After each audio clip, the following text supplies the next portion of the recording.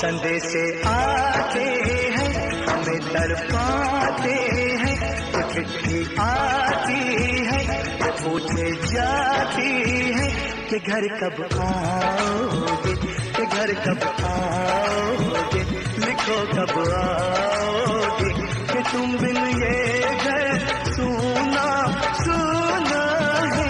संदेश आते हैं हमें।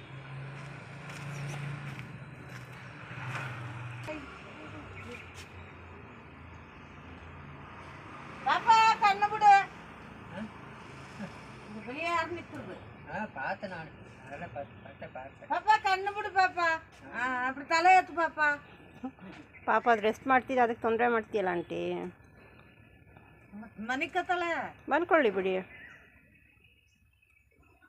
ರೆಸ್ಟ್ ಮಾಡೋ ಟೈಮ್ ಅವಳು. ಕತ್ಲಲ್ಲಿ ಬಂದ್ರ